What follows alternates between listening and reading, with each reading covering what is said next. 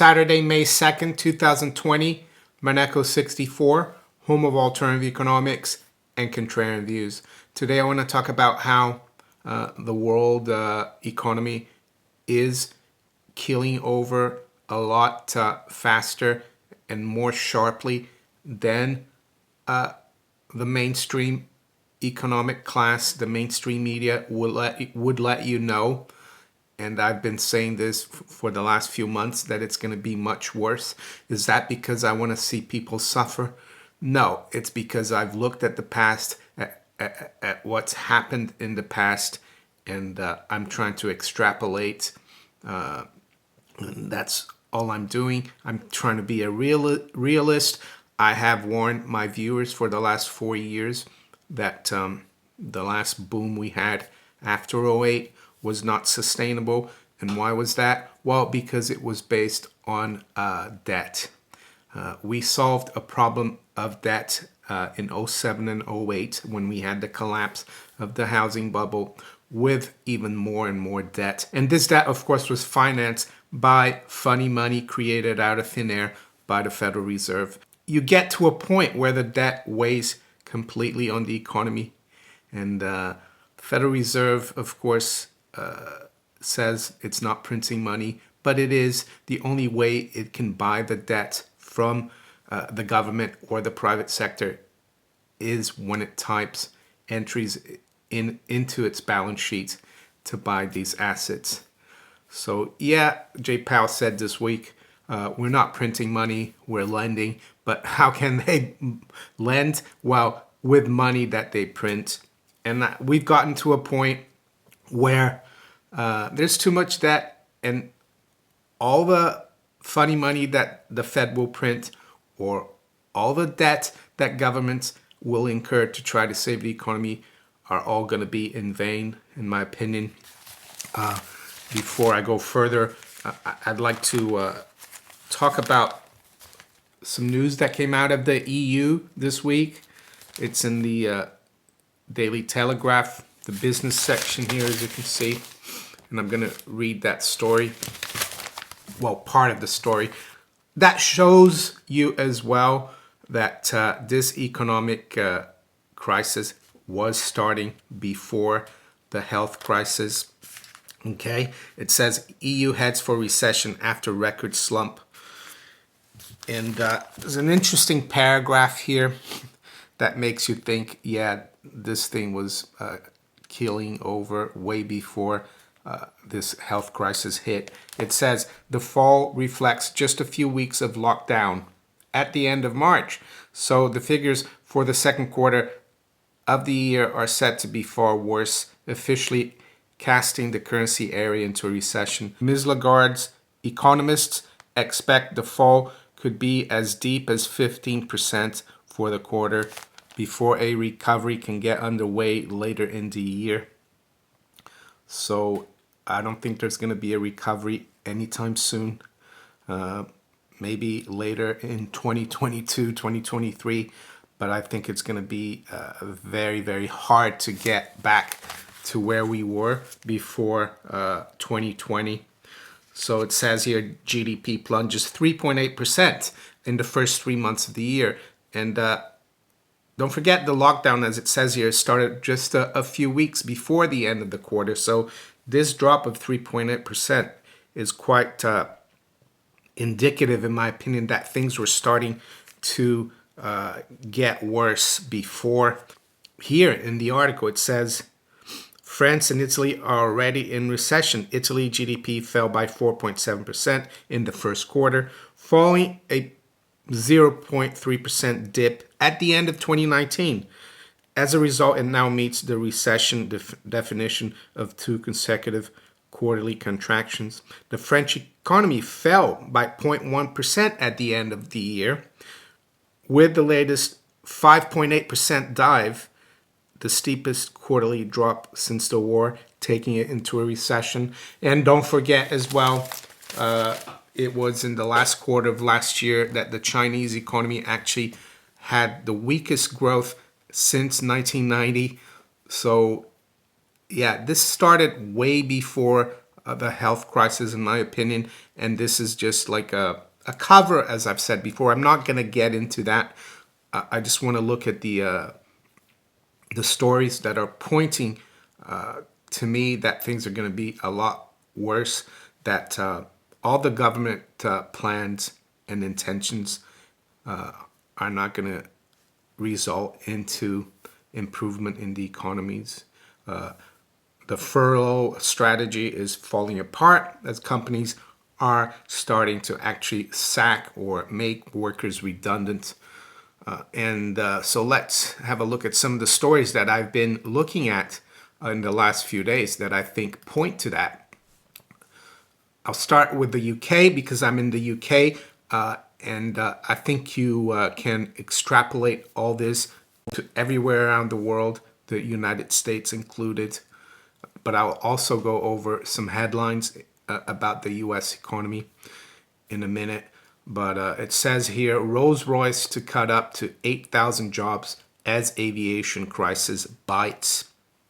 Well, the aviation crisis is going to continue for a lot longer, I think. And that's a reflection of the fact that people aren't traveling right now. There's no tourism. And there's a story about Ryanair.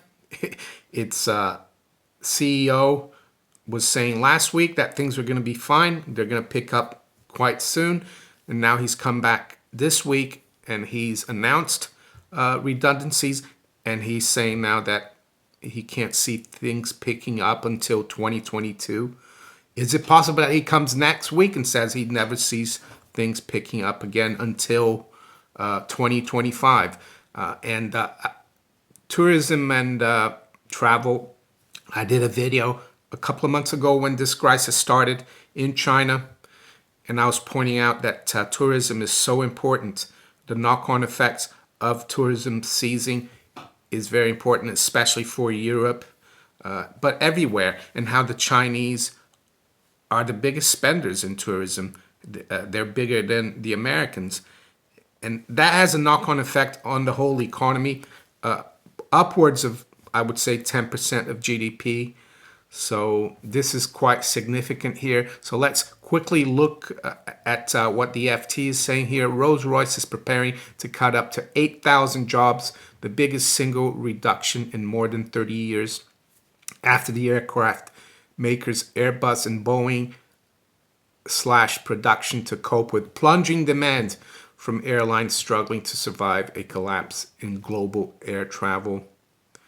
Senior executives of the UK aero engineer maker have begun work on a restructuring plan that would shrink the 52,000 strong workforce by up to 15%, according to several people inside the company. So the knock-on effects of this are going to be huge, not just for Rolls-Royce that makes the engines, but for all the suppliers, for all the ancillary businesses that depend on it. It's going to be huge. And there's no amount of money that the government or the central bank can guarantee in terms of loans to these companies. If they don't see demand coming, why are they going to take these loans? So, yeah, it just goes to show that furlough also doesn't work. Even a company as big as Rolls-Royce, they're not going to keep their staff because they don't see the light at the end of the tunnel.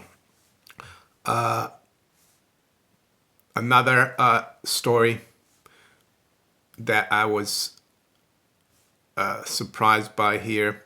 UK offices set to remain closed for months.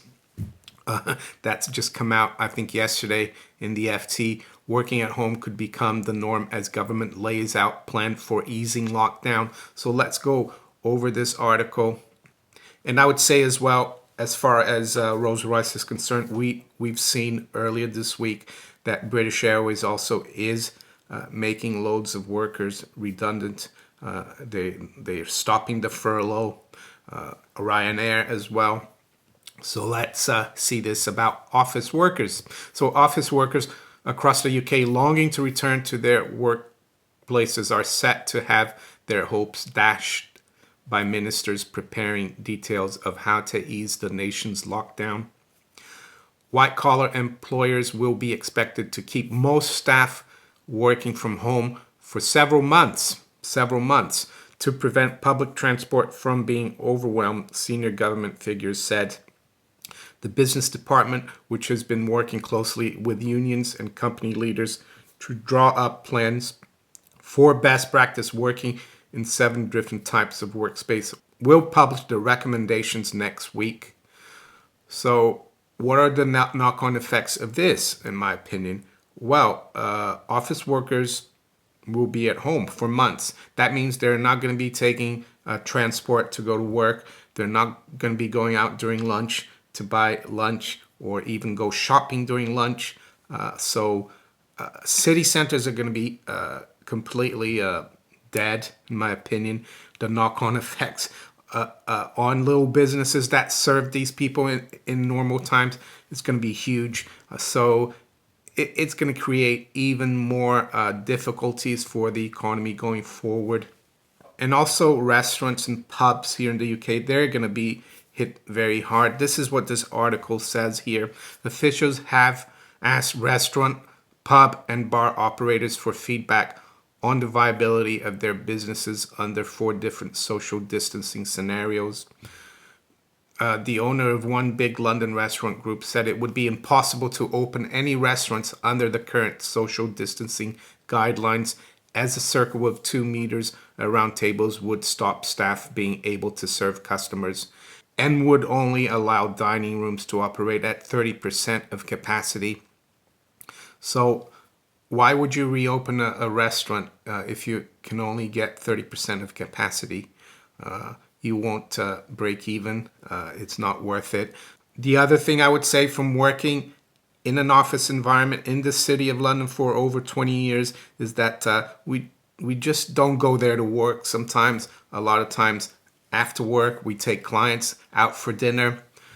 We travel as well to see clients abroad, to meet them, take them out for lunch. And these are all going to be gone, these businesses, at least for the next few months and probably until the end of the year. And will they ever come back?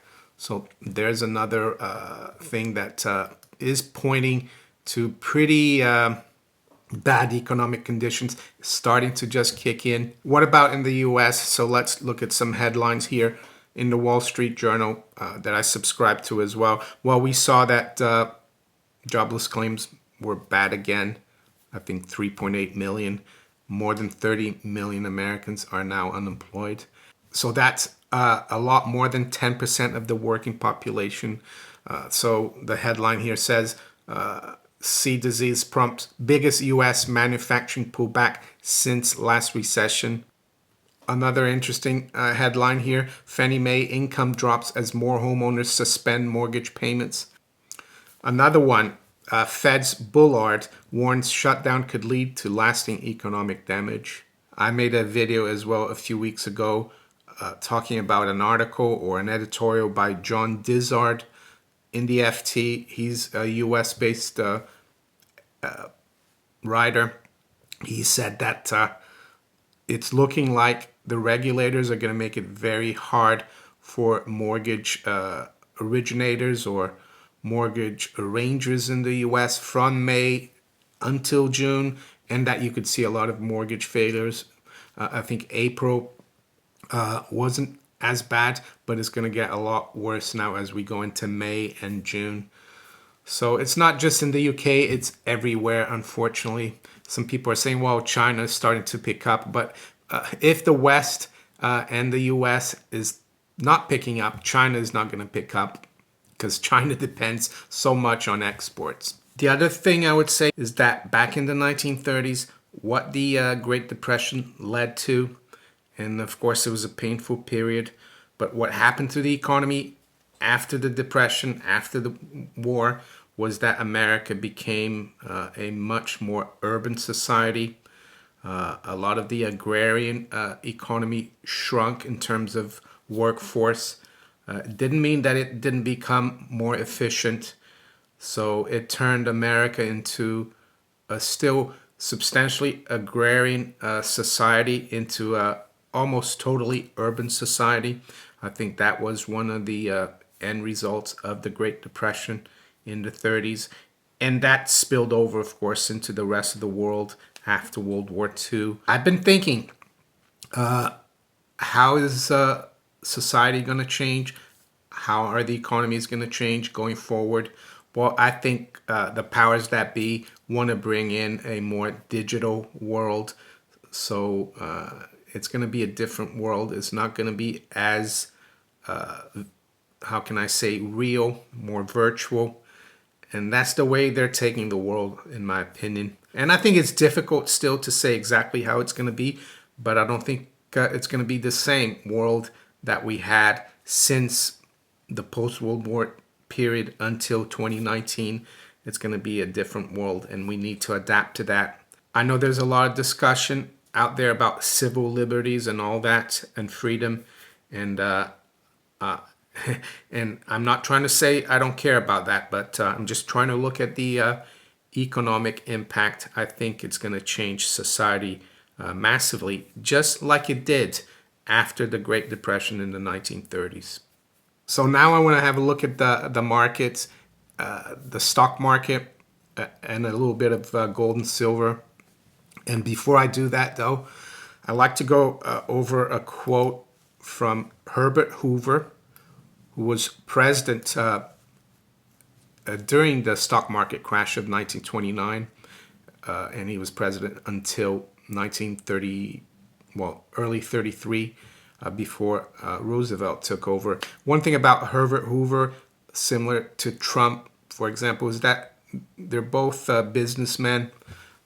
Herbert Hoover, you look at his Wikipedia, it says he was an American engineer, businessman, and politician. So he was in the mining industry. He made a fortune, of course. And I think the markets and people in general were quite confident about maybe what he used to say about the economy and the markets, being that he was a businessman. People thought, oh, he will take care of things because he's not a true politician, right? But this is what he said on May 1st, 1930. And I quote Herbert Hoover, President of the United States. While the crash only took place 6 months ago, I'm convinced we have now passed through the worst. And with continued unity of effort, we shall rapidly recover. There has been no significant bank or industrial failure.